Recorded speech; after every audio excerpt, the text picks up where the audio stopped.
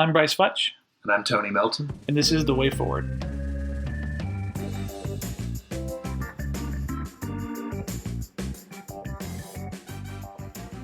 This is episode 8, Chinese Religious Freedom and Human Rights, part 2. This is a follow-up to the previous episode.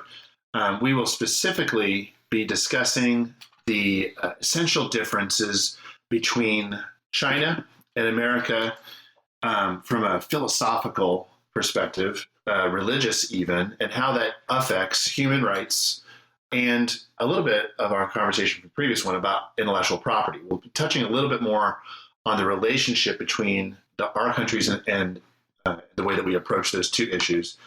And then Brice is going to really talk a little bit more about how we respond to these things as a society.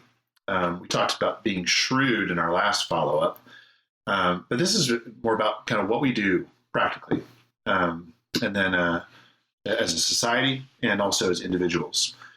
So wanted to start today with kind of a continuation of our previous conversation about the difference between China and America.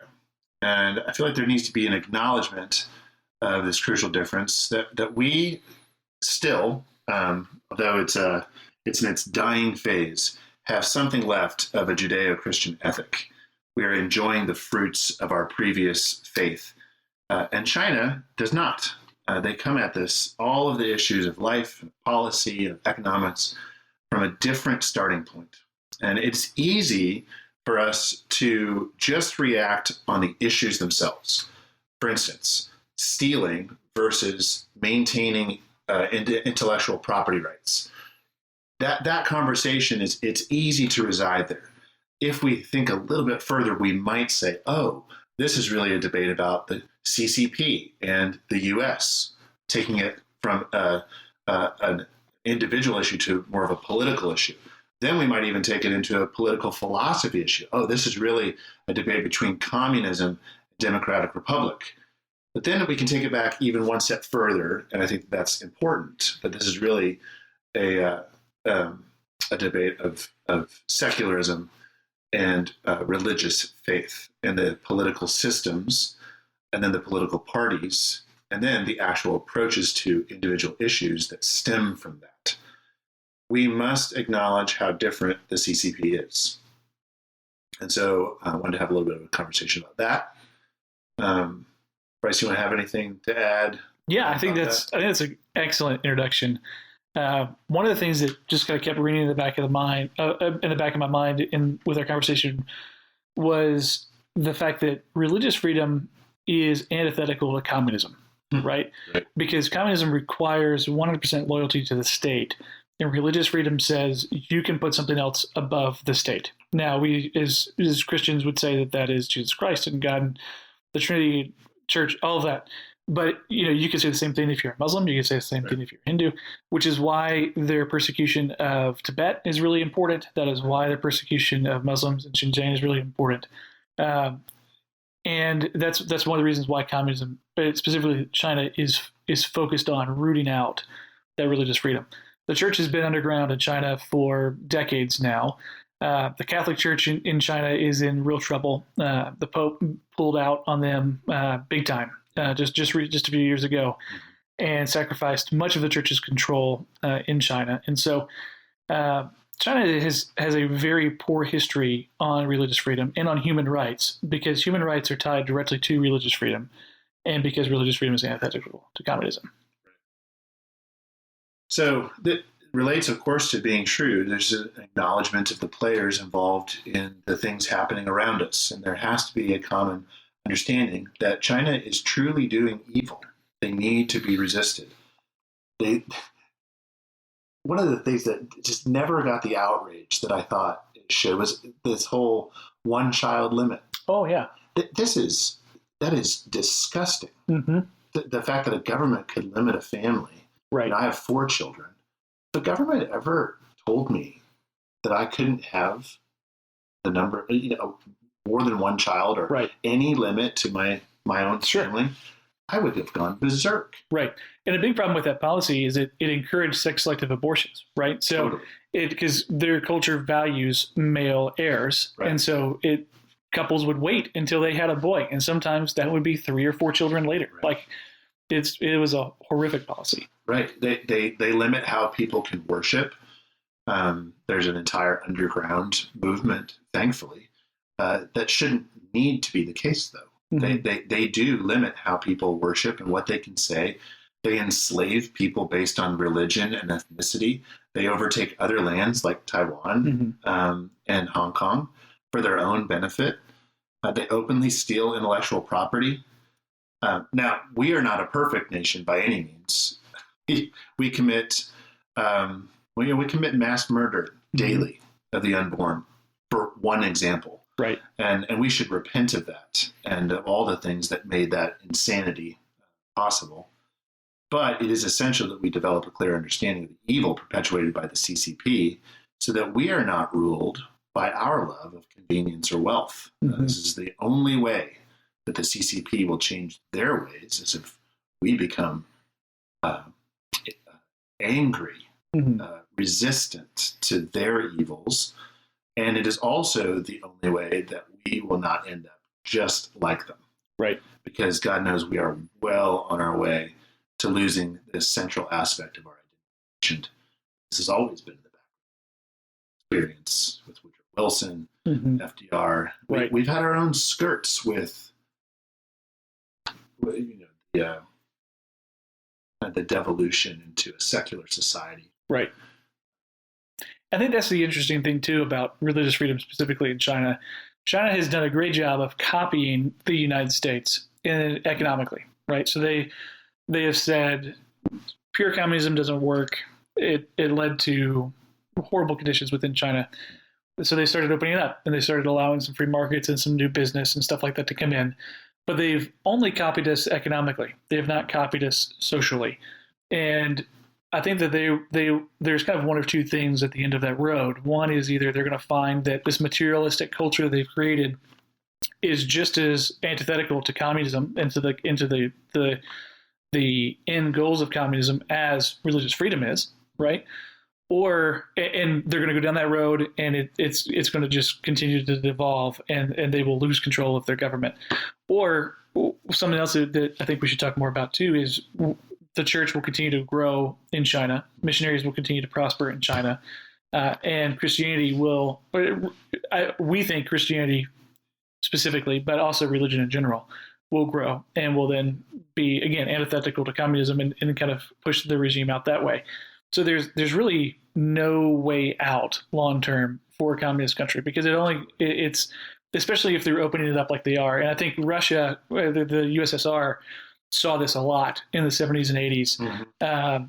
Nixon was really, for all of his faults with Watergate and all of that kind of stuff, he did some amazing international relations work that people often gloss over, opening our relationship with China, moving things forward with Russia. And Chuck Colson tells a story about how when he got sent to Russia for Nixon, specifically to work on the release of some Russian Jews from a concentration camp, that the Russians continue to say this is not an American concern. This is not about American rights or values. And Colson just continued to fight back with the fact that these are not specifically American concerns. These are universal human rights and human concerns.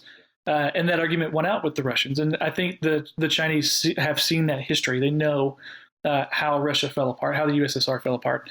And I think they're trying to avoid a lot of those things as much as they can. So I don't see them changing direction when it comes to persecution of minorities anytime soon. And I think it's because they're looking at Russia as an example and seeing how that did not work for them. Yeah, I mean, it's in a sense, it's comforting what you just said about how communism will eventually collapse, and it has. It has to. And it's because it does not accord with reality. Right. It denies very basic tenets of human nature. Like no one, fathers do not, will not allow a government to tell them that they cannot father for long. Right. That won't last. Right. And we're seeing that right now, right? Yeah. So the consequences of that one-child policy is there's not enough people in China. So you have this massive amount of single men which is why prostitution is through the roof, sex crimes are through the roof. Their society and their culture is feeling that pain right now. Yeah, so they'll notice the disillusion of their society, the disintegration of their society, but they will also continue to have uprising. Mm-hmm. No human group will ever allow their religious freedom to be taken away for long. Right. There's something essential to the human that they will act for their nature. Mm-hmm. They cannot be made into a slave forever. Right. They cannot be made into a machine or a worker merely like the communist system. They will always act and revolt as they ought. Sure. And so the system cannot stand. Right. But there is a societal and an individual response that we need to have now. And that's one of the things I would love to hear you talk about, Brice, is, what are the ways that we respond to China? Mm-hmm. What are ways that we can hope for a shorter change that doesn't merely rely on their people uprising, which they will, or them coming to their senses, which they might. Sure, or they might not. Or they might not. Right. Like, what can we do? Sure. I think that a bigger picture on this is, why are we acting, right? Are we acting for change, or are we acting because it's the right thing to do, right? So we've talked in a couple of these episodes, we've talked about the idea of boycotting, right? And boycotts generally do not work by themselves as an economic deterrent. But the question is, why do we boycott, and when do we boycott, right? So specifically here in Georgia, we've talked a lot recently about the boycott of Coca-Cola for making some political statements that a lot of people that think like us disagree with. But for me, that is not a good reason to deny myself a Coke, right? Like they're a business, they're a private business. They can do what they want. That's part of operating here in the United States. They pay taxes. They have access to those rights. They can make whatever statement they want. They can believe whatever they want. But to me, at the end of the day, they still produce a better product than Pepsi. And I am going to drink Coca-Cola over Pepsi any day of the week because I think Pepsi is terrible. But if you look at somebody like China, who is helping produce goods with slave labor, to me, that is a reason to act, right? If I buy an iPhone and Apple has slave labor in its supply chain in China, that is enough of a deterrent for me to take personal responsibility and say, I am not going to bow to the technological addiction that I have to a certain operating system. I'm not going to give in to that because I know that somebody on the other end is being mistreated. And to me, that's where a boycott is about personal responsibility, not necessarily the end goal of economic deterrence. And so this goes back to the conversation we've had multiple times of, why do we do things? Do we do things for the end goal, or do we do things for the process? The process matters. And it's about me taking personal action and personal responsibility. And so anytime that I can find, Peter mentioned that list, and I will do our best to link to it on our website. Peter talked about that list of products and producers like Nike and Apple that have been shown to have slave labor in their supply chain. We should not buy those because it's the wrong thing to do for us, right? Yeah, and I think that's an important piece of this conversation, and really it's the trump card for this type of conversation. If there's an issue of conscience, right, for a Christian, that is the end of the conversation in a lot of ways, right? Like we do what our conscience dictates, right? And so, if we learn that there are unjust, dehumanizing practices that basically fund our conveniences, we should not be party to injustice, right? But not everyone has the sharpness of conscience, right?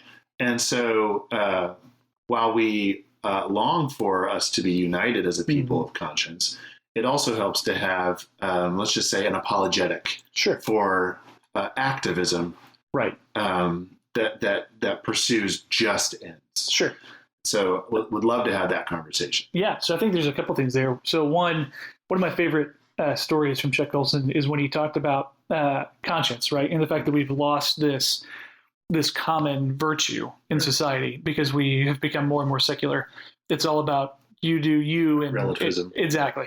And we've lost that sense of objective truth. And so when we tell somebody, when we give the old Jiminy Cricket advice of let your conscience be your guide, that's the worst advice we could give to anybody. Like that's how you create a little authoritarian dictator, is by telling them let their conscience be their guide. Right. And so we don't have, C.S. Lewis talks about this as well in Men Without Chess, which is an essay in Abolish Man. Right. And so he says we've mocked honor and we are surprised to find traitors in our midst. We castrate and we bid the geldings be fruitful. And so we've gotten rid of that objectivity and that underlying sense of morality. And now we're surprised when a country uses slave labor to produce a good in the 21st century, right? And so that's part of it. The other part of it is, I'll take a second and regain my train of thought. It was Colson. And there was a Stone Street quote that I wanted to throw in there. Religious freedom. That's the only Stone Street quote. Nice. Okay, so Colson talks about your conscience, but then, man, I'm going to stop this for a second. All right, so Colson talks about conscience. Stone Street mentioned it, he kind of alluded to it at the end of that last episode, but he talks about the theology of getting fired, right? And so what is it that our employers are going to force us to do that goes against our conscience as Christians enough for us to quit our job, right? Or to get fired. Specifically, he talks about it within the transgender movement and things like that. And going off Rodriguez's book, Live Not by Lies, which comes from Solzhenitsyn's essay about Live Not by Lies. But we need to get better at creating theologies for things in our world, right? So Christianity is not just about showing up at church, taking communion, living the good life. It's about understanding how does God's word direct us to live in day to day. And so not only should we have a theology about getting fired, we should have a theology about activism as well, and a myriad of other things. And the use of our money, right, to buy things. Totally. Right. The use of our, what we eat. Right. And I think Christianity is, specifically in the West, is oftentimes given a bad rap for being too easy, too comfortable, but it can be. Right? It really can be easy and comfortable when we ignore things that we know, right? And so I think it was William Wilberforce who said, after giving a presentation to Parliament about the slave trade, he said, you can vote for the abolition of slavery, you can vote against it, but you can never again say that you didn't know, right? And so as we talk about the things that China does that are horrific, we now have a level of responsibility. And that's where having that personal accountability to say, okay, I know I'm basically repeating myself at this point, but I'm going to give up that luxury, whether that's my iPhone or my Nike sneakers, because it's a big deal. Yeah, I think the larger theme here is that the church and our country has lost its ethic. Right. We are no longer an ethical people. Right. In the early church, you read the writings of the fathers. They were so focused on ethics. Right. They were very focused on the preaching of the gospel and the articulation of dogma and doctrine. Right. But they talked about ethics a lot. How do you, as a human being in a society, act justly and rightly, right, in a way that blesses your neighbors, that represents Christ? Mm-hmm. And I don't know there's probably a confluence of factors. Some of it's just this hyper focus on salvation, sure, to the exclusion of ethics. Right. And some of it is that the liberals within the church have been so fixated on social action, right? Ironically, in oftentimes a really unethical way. Sure. But that's a different conversation. Right. But that does not mean that faithful people and American citizens should not be absolutely stringent on ethics. And I think we should give a quick caveat here too, because we are talking a lot about scripture. We're talking about Christianity, the church. We as Christians specifically draw to that, right? But through objective truth, there is a myriad of evidence and logic to show that Christianity is not just good for the Christian, it is good for the world, good for the unbeliever. We mentioned Tom Holland in a previous episode in his talk about how Christianity brought human rights to the table. Jordan Peterson talks a lot about that as well. There are a number of people that are not born again believers who have been able to recognize and say Christianity is good for everyone. And that isn't, and again, we're not advocating a literal translation of the Old Testament and application into law and a theocracy. That's not what we're saying. What we're saying is taking these biblical principles, applying them to daily life is good for everybody. Yeah, whether you're a Christian or not listening to this, I think the overall argument here is that we should have an ethical approach to China. Right.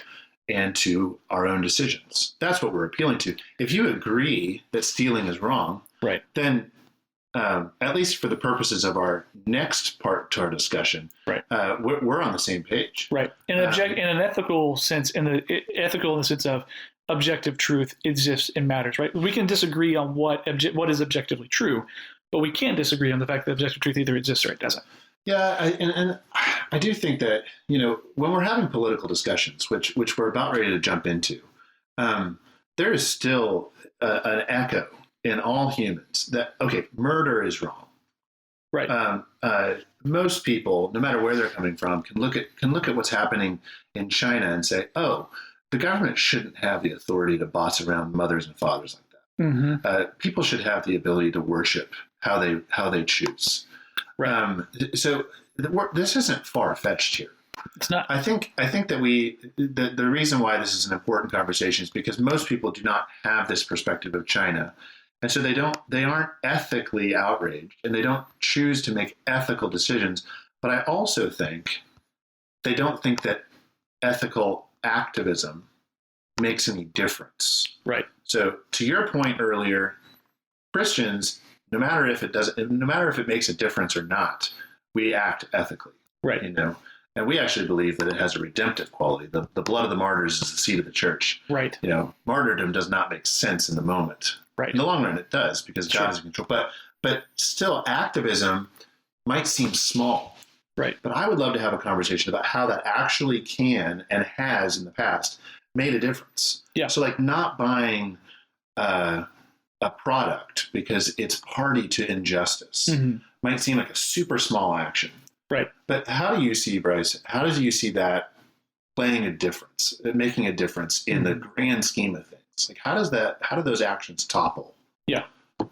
So I think activism historically, and John talked about this, is always rooted with other things, right? So whenever you boycott something, it's always in addition to something else. However, sometimes it's not. Sometimes it starts with a boycott, right? So I think if we as citizens in the U.S. said we're going to stop using these goods in China, locally, it can make a big difference because it can make a difference with how our cities and how our states interact with the Chinese government.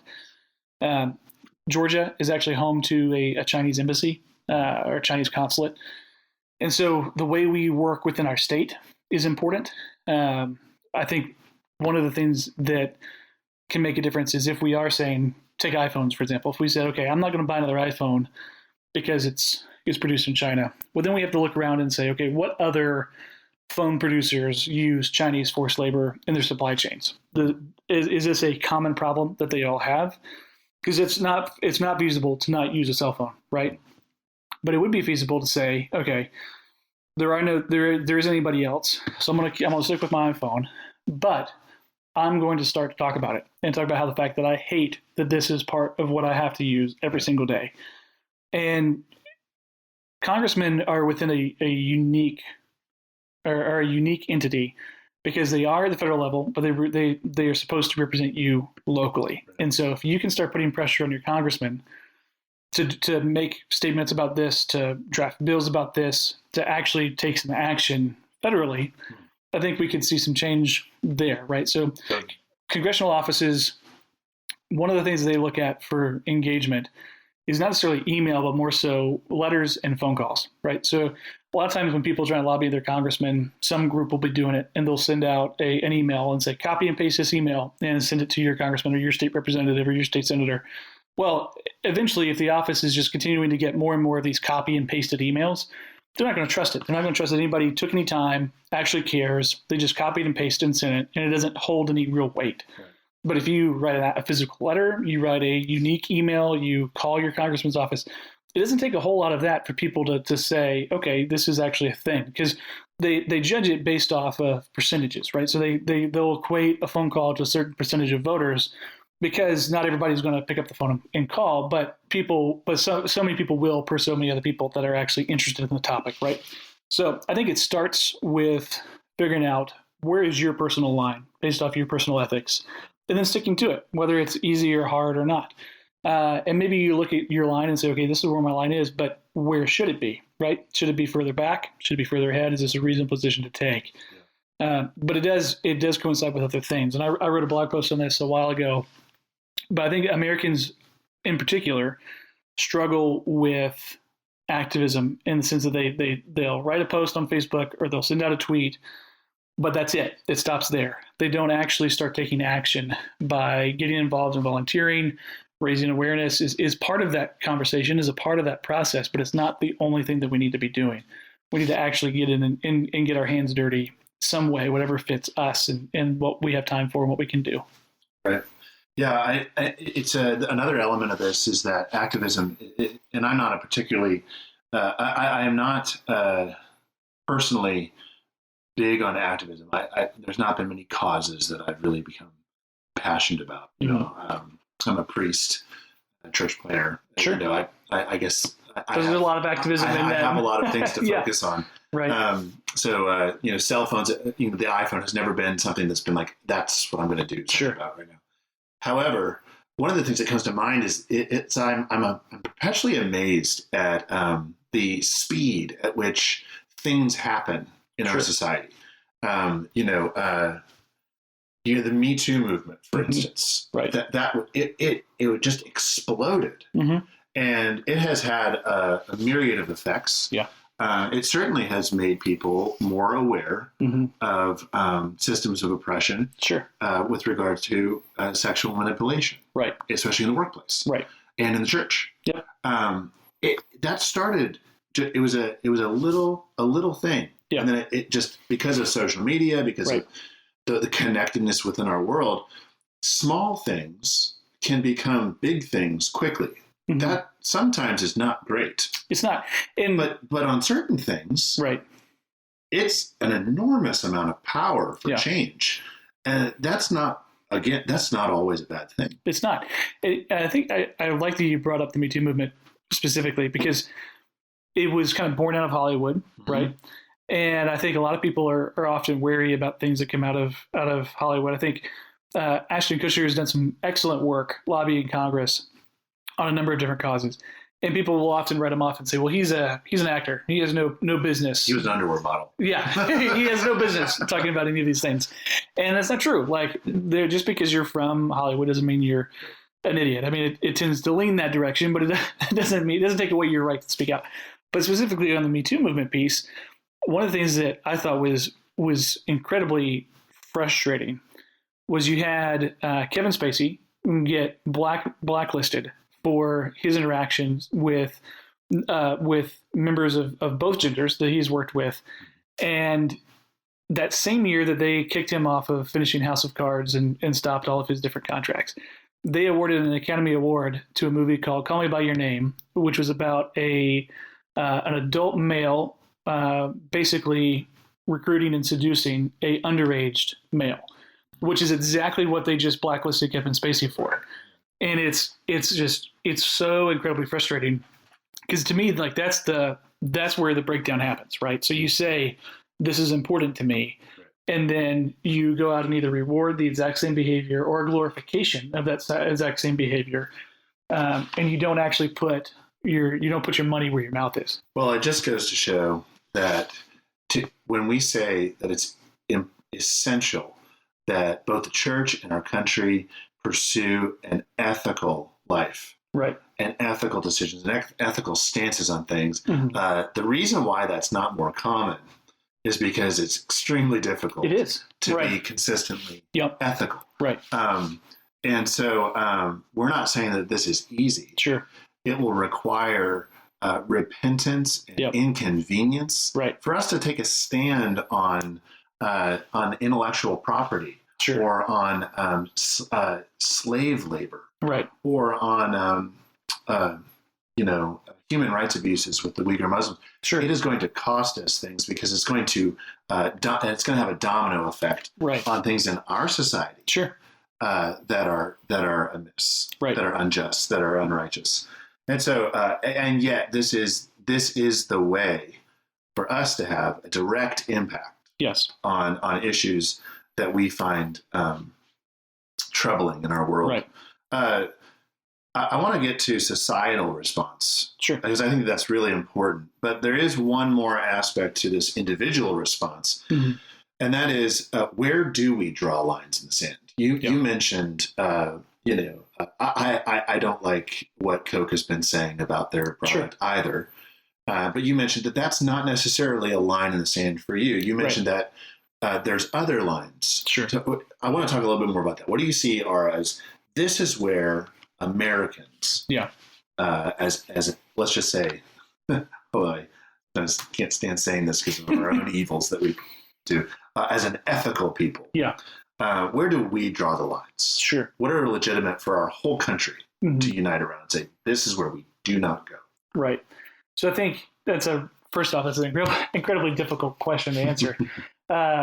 Because I think what companies say and how they say it does influence popular opinion, right? So that's why I can totally just understand somebody else saying, I'm not going to drink Coke because I think what they're saying is objectively false, and you should not lie, and you should not. So for some, lying or saying things that don't accord with reality is a line in the sand. Sure. Yeah.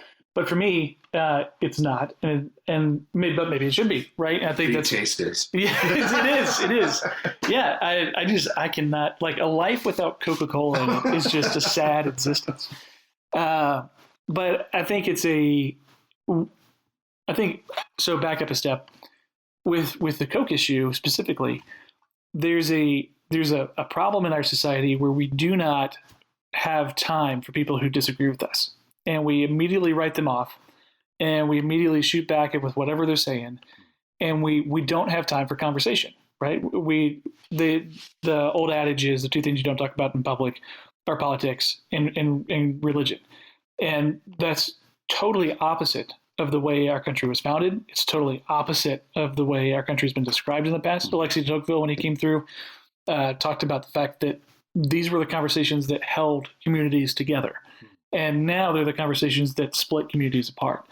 And so we need to be more tolerant, if to use the key word today. But that has to go both ways, right? Right now, people that generally champion tolerance only champion tolerance if it agrees with what they are saying, which is the exact opposite of what they're talking about. So I think being able to have a conversation with somebody about the things we disagree with is important. But when it comes to figuring out what are lines in the sand, I do think that is primarily a personal decision. However, when it comes to the government is there to promote the good of the society, right? And so people who are in government making these decisions should be looking at what's going on and saying, is this making society better or worse? And if it makes society better, then that's the direction they need to go. And if it's making it worse, then that's the direction they need to avoid. And so specifically with China, we can disagree on what's a better system of politics, capitalism or communism. We can have that discussion. What we can't disagree on is the fact that it is right to enslave people to make a cheaper product. That is objectively false, objectively untrue, regardless of where we are. And when we're in a quick conversation about objective truth, for people who haven't talked about it or understand the difference between objective and subjective, subjective is things that we can disagree on and does not impact the way those things interact with reality. So Sean McDowell gives a great analogy about ice cream, right? And so subjective truth is your favorite flavor of ice cream can be vanilla. My favorite can be chocolate. But that doesn't change the way that ice cream interacts with the world around us, right? But if we said ice cream fixes diabetes, then that is an objectively false statement because it's about the way ice cream interacts with reality. It doesn't matter if you like it, doesn't matter if you hate it, it does not treat diabetes, right? So when we talk about things that are objectively true, objectively false, it is objectively false regardless of the culture you come from, regardless of the ethic with which you were raised. Slavery is wrong because it takes someone's human dignity away. And we would say that human dignity comes from being made in the image of God. But somebody who isn't a Christian could say that human dignity comes from being human, from being different from everything else. Like John talked about last time with T.S. Eliot, and was it for I think that's why our problems today are primarily anthropological, because we don't understand who we are. I think it is brilliant to bring up, before we draw ethical lines in the sand, to bring up the impetus and the common problem of drawing lines in the sand on things that ought not to have lines drawn, which then degrades the usefulness of all the other lines. Right. And goodness, anyone who's been alive in the last 2 years has felt, I'm sure, the proliferation of lines. Sure. And, it drowns out the lines that really need to be drawn. I mean, for instance, there are, to bring it back to the point, the Uyghur Muslims are being enslaved, killed, their organs harvested, and being employed to make products that we buy. Right. That is a serious evil in our world. We should be outraged. 100%. We should act on that. Yep. But there are 100 other lines in the sand that are being drawn for us on a daily basis. Starbucks has non-Christmas cups. Right. Oh my goodness. So yes. And so we've lost the ability to actually make ethical statements that matter, that ought to result in action, because we are so in love with drawing lines. Right. And that comes back to the idea of amusing ourselves to death, right? And we have this 24-hour news cycle, and we have a social media that relies on people interacting with your posts. And so the more Mike Gates talked about this in the HBO series The Swamp, the more you can create controversy, the more popular you become. And popularity is equated with success, and with financial success especially. And so there is outside of a Judeo-Christian worldview, there is, or a common law, common grace understanding of society, there is no reason to not be a firebrand, right? There is no reason to not create more controversy. Right. Yeah, we ought to be, as Christians, two things: lovers of peace, and extremely ethical. Yes. And when we see injustice, if we are extremely ethical, we will be outraged. Right. We will, at times, we will even be aggressive. Sure. And that is not the time for peace. But if we are never peaceful, if we are always outraged, which is why you should listen to the news. Should cleanse yourself from the firebrand of social media. Then we lose our ability to feel outraged whenever something does happen. And so I think that comes down to intentionality, right? So especially with the news, it's really easy to leave it on all day, but actually look at what you're watching and say, is this news, or is this someone telling me their opinion? And it's hard to find people that aren't telling you your opinion these days. And news used to be a requirement of the federal government to give TV networks the airwaves, right? So the federal government said, we will let you use the airwaves, but you have to take 1 hour a day to give people the news as a public service, right? Which is why Walter Cronkite was the most trusted man in America, because he sat there and told you what happened. He didn't sit there and tell you what to think about it. He didn't call people names. He reported on events. And we've lost that. There is no reporting. Everybody is a journalist, right? And so the two guys that I think do this really well are Bret Baier on Fox News and Shepard Smith. I think he's on MSNBC now. Bret Baier leans center right. Shep Smith leans center left. And if you watch, for me, those are the two guys that I watch. And I generally try and watch both of their shows a day, 2 hours of news. I feel like that's reasonable, especially since this is the world in which I'm fairly active. But it gives me a fairly honest opinion of what's going on in the world. And sometimes they'll cover the same story from a little bit different angle. And that helps me understand, okay, how am I seeing this? How are other people seeing this? And how can I communicate more clearly, right? I don't watch shows that lead off with calling people ridiculous names, because it does nothing to help me be a better person. Right. There's an interesting application here. I don't know if I should go down this path, but it honestly reminds me of something like pornography. Sure. We are constantly being firebranded, outraged. And so whenever the time comes for us to actually act, right, we can't, when we see real oppression, right, we can't arouse ourselves to actually make a difference. Right. And it just, the proliferation of pornography and the huge problem of ED. Maybe this is a little bit too personal, but there is a relationship here that we are focusing on the wrong things. Right. We are spoiling our human ability to act for justice. Right. Because we are distracting ourselves, right, working ourselves up for no reason about things that should be able to be talked about in peace. But to bring us back, there are lines. Yes. And you've said it before. They are with regard to human rights. Right. Those are the things we. Maybe there's more, but I know for sure. Right. That if it regards a human right. Right. Then we act. Right. And so what do you see as the main things with regards to China that necessitate an ethical response because of their abuse of human rights?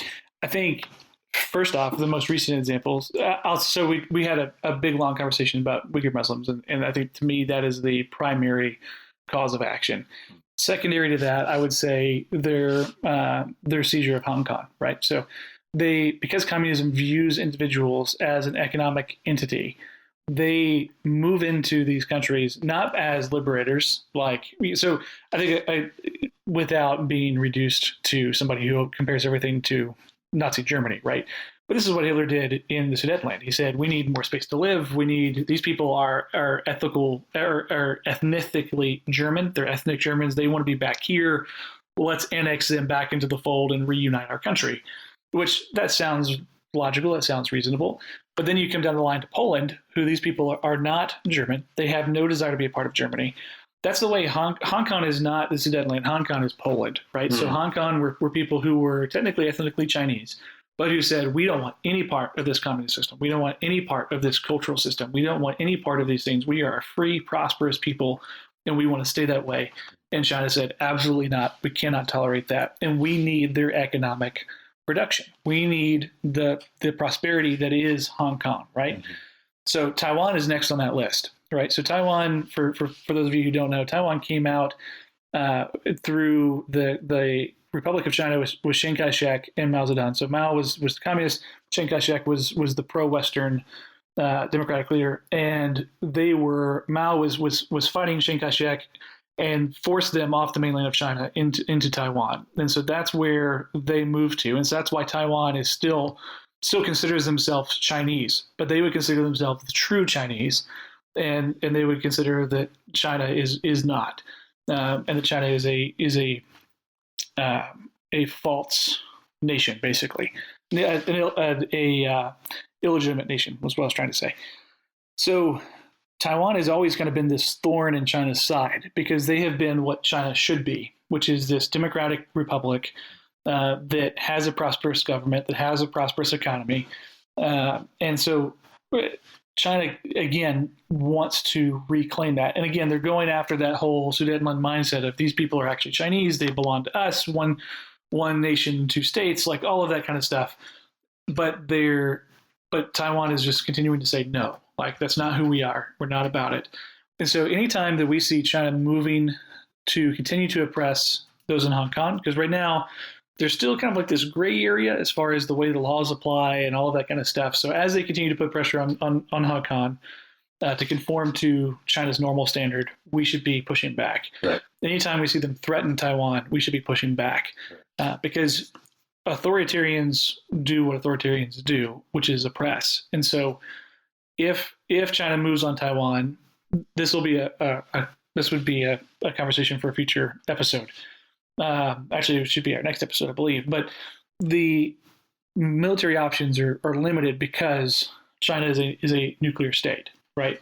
And so there is a deterrence factor there, which was a whole other big conversation about deterrence and how does that work. So I would say anytime we continue to see oppression increase in China, we should act and push back stronger.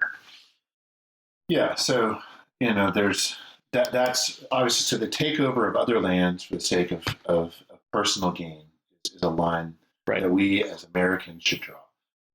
The oppression, enslavement, murder, Surveillance, and surveillance, yes, control of Uyghur Muslims is a and Chinese citizens as a whole, right? Like we talked about the fact that your loyalty is currency, right? Like, which is an insane idea. The limiting of the choice of mothers and fathers for children, the limiting of religious freedom, within all religions, specifically the church. These are all things that mean something. Right. These are actual acts of oppression. Yes, and America and the church have it should be an automatic response. Right. These are unacceptable. Right. There's drastic action. Yep. And when there is not drastic action, we are party to injustice. Right. And one of the things you talked about, I think we talked about it in discussion of how we were going to talk about these. I don't think we've actually recorded these thoughts yet. But one of the things that you brought up that I thought was excellent under the idea of shrewdness and action is when Chinese businessmen come to the United States for economic investment, but have ulterior motives. So a great example of that is in Texas. Their power grid is not a part of the national grid. Which people in Texas, some of them will complain about because they have rolling blackouts, and there are issues with that, and there are problems to it. However, it does keep them more secure from cyber attacks, et cetera. And so a Chinese businessman moved to Texas, purchased a large piece of land, is putting solar panels on that land, and then attaching those solar panels, bringing them into Texas's grid, which now gives the Chinese state a direct access to the Texas grid.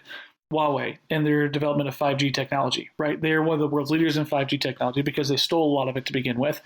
And they were pursuing contracts in the United States. The government has said that they're out, that they're not going to participate because Huawei is so closely tied to the CCRP, to the state, to their security apparatus.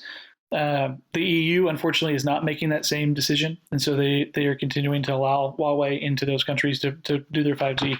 But when we look at the surveillance state that China has created within itself and the oppression that surveillance state has created, we have to be wary of companies like Huawei, et cetera, who are coming in and saying, hey, we'll provide this technological service for you. But in reality, it's a front, like TikTok, right? TikTok is this app. If you don't know what TikTok is, you're probably over the age of 50, and that's okay. I wish I didn't know what it was, but it's an app with really short music videos. They're like 30 seconds, and they're not all music videos. But anyway, it's an entertainment piece for kids that is, and unfortunately, adolescence now ranges from 10 to 35, 40. Yeah, it's just ridiculous. But TikTok has direct ties to the Communist Party, and the communists are collecting data on people who use TikTok, and so they know if you use TikTok, they know where you live, they know what you look like. They have all of these different pieces that they can take from the background images of the type of car you drive, the type of house you live in, all of this kind of stuff, which is just absolutely insane. But it leads to, anytime an authoritarian regime collects more information, it leads to greater oppression, right? They're not just collecting it to collect it. They're not collecting it because they're good people and they want to index it. They're collecting it because they want to use it as leverage. Right. Sorry, I know that was a little bit of a tangent, but I think it was important. It's good. I think that, when we talk about concrete actions, it's important. And I mentioned earlier that there needs to be extreme action. And I do believe that. Right. And I think it needs to be consistent action. It needs to be one that's governed by ethics. Right. However, there also needs to be a caveat. You mentioned earlier that we live in a nuclear age. Right. When I say drastic action, I need to make clear what I mean. Right. One of the things that one of the members of the previous conversation mentioned is that there really needs to be a lot of work put into naming individual bad actors. Yes. Because when we respond to China, we need to remember that the CCP does not represent the entirety of the country. Right. Just as a Christian, there's an enormous underground church. They don't agree with the CCP. Right. And so, sanctions, for instance, broad countrywide sanctions often put a bad taste in the mouth of people that we could call friends. Sure. And this has to do with individuals too. Right. We have a duty in our exercise of our ethical action to make sure that the consequence, the effect of our actions, hit the issues and the actors that we intend. Right. There's no, we don't send over blanket missiles in our activism. Right. I'm using that metaphor. Sure. Of course. Right. But we need to be strategic. We need to be informed. And this, of course, just comes down to, Brice, awareness. Right. We have to be able to care about these things enough to be focused, informed, consistent, and precise. Right. And I don't know. Maybe we're not capable of that. I think we are. I think it takes time. It takes work. Right. So there's two types of economic deterrence that we can use with China. One is tariffs, and a tariff is just a general tax on the import or export of goods from or to a specific country. The problem with tariffs, though, is that if we raise tariffs on China, China will raise tariffs on us, and so it hurts U.S. farmers who send soybeans, pigs, etc. to China. But sanctions, on the other hand, can be very tailored to specific people, specific families, specific companies. And sanctions basically are like a tariff, but they're not a tax. They restrict the way a person or an entity interacts with the United States. So a place where sanctions has worked really well so far is Iran. We have had a number of different sanctions against leaders in Iran, against companies in Iran, against companies who do business with Iran. And so I do think increased sanctions is the way to go with China specifically. The issue there, though, is that politicians are concerned that if we increase sanctions in China, that they will either increase tariffs on U.S. imports or they will start looking for other companies and other businesses to do business with. I would say that short-term loss in income is worth the long-term gain of increased influence over the way they treat their people. It's not something that's easy. It's not something that's very clear, but it is something that can be walked through if you take the time to do the homework. It is worth it for its own sake. Right. One of the other things, though, that I think needs to be said is that I think Americans are really discovering the market for righteousness and justice. And I say that usually those two things do not come together. Sure. But, I would just, when a company takes a stand on a matter of justice, people recognize that and they support it. They do. There is a tremendous market for things that are inconvenient. Right.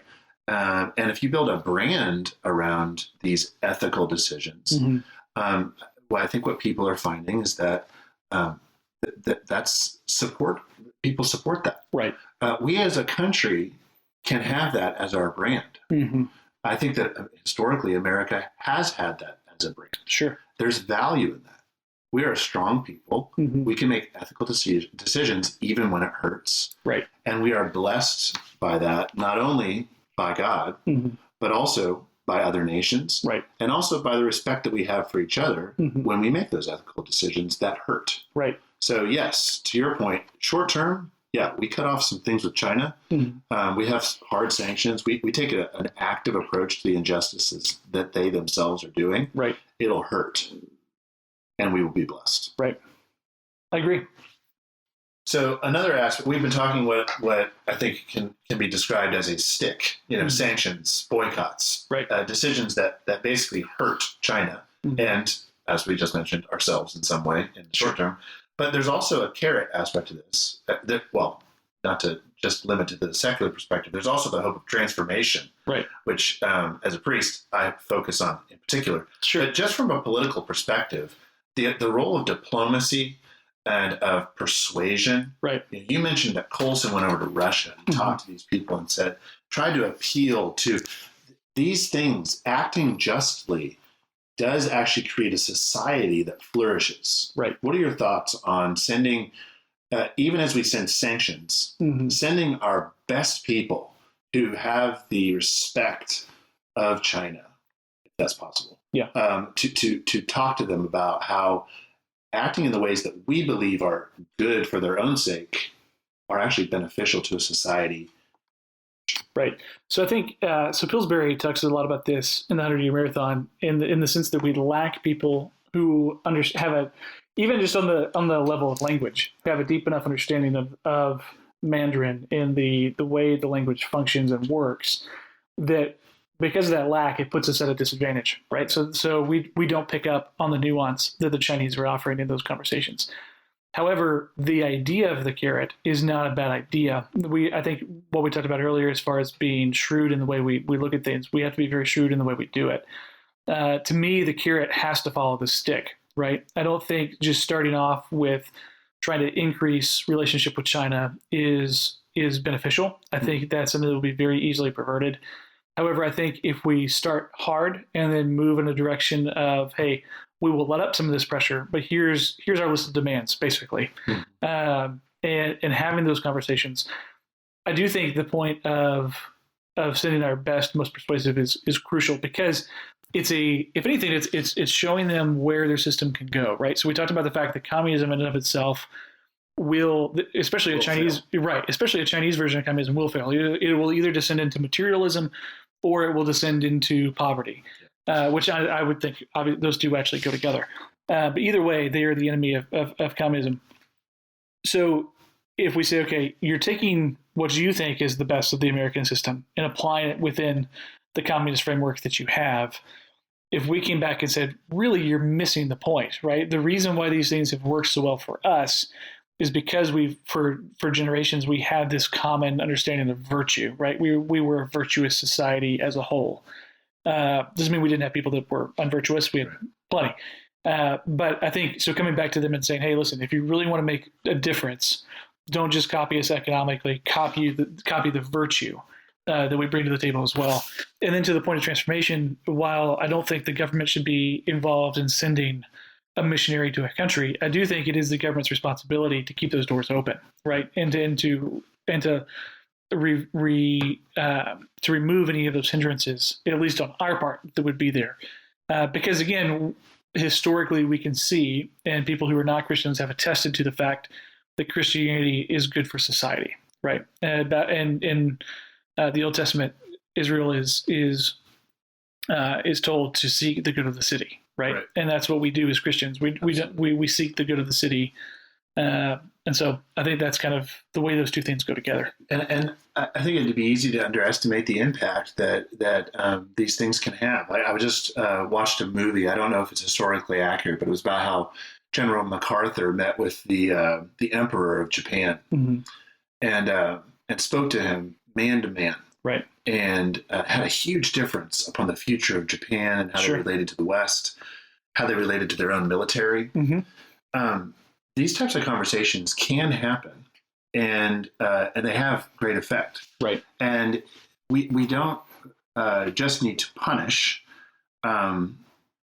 It doesn't cost a whole lot, and there's not a tremendous amount of risk for us to continue to send the type of people that our country has over to have reasonable conversations with the Chinese, and appeal to them, saying, in more eloquent words, communism sucks. Right. Yes. It will fail. Right. It has failed. It might work in the short term, right, but it won't. The only way to have a flourishing society is to acknowledge what is true about humans. Right.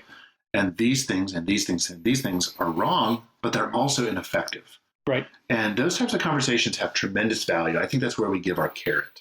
In some sense, a friendship would be too much, but a dialogue. Right. Those types of dialogues can only happen when there's an investment. Right. I think the establishment and continual growth of back channel conversations is important. So back channel is just a phrase that means unofficial. Generally, it's between people that are in the diplomatic corps that know each other. We had good outcomes from using back channels in Russia and the USSR. And so I think just as the Chinese are looking for these moments of intuition of when to take advantage of different situations and move their goals forward, we too need to be looking for those opportunities, right? And I think one of the biggest issues facing China right now is the fact that President Xi sees himself as a renewed Mao figure. I think John talked about that in this last episode. But the idea that he's getting ready to move on to an unprecedented number of terms as president, and he really does see himself, I think, based off what he said and the way people treat him, he sees himself as the new Mao of China. And so I think that strongman mentality will hinder him from making these changes. However, and I'm not advocating for regime change, but however, there will be a time where his rule comes to an end. And I think what the United States does in those moments will be crucial to the future of China. Yeah, I think this has been a good conversation. There's a lot of different directions to view our role as humans with regards to the injustice that we see in China, their violations of human rights. You have to think about this not only from a societal perspective, but an individual, an ethical, a philosophical, but also with regards to punishment versus incentive, stick versus carrot. I think we attempted to hit from all those perspectives. Yes. So yeah, we'd love to know what you think. If you think we're on track, if you think we're all wet, please let us know. Check out our website, thewayforwardpodcast.com, and on there's our contact info. We'd love to hear from you, and we look forward to talking with you again soon. I'm Brice Futch. I'm Tony Melton, and you've been listening to The Way Forward.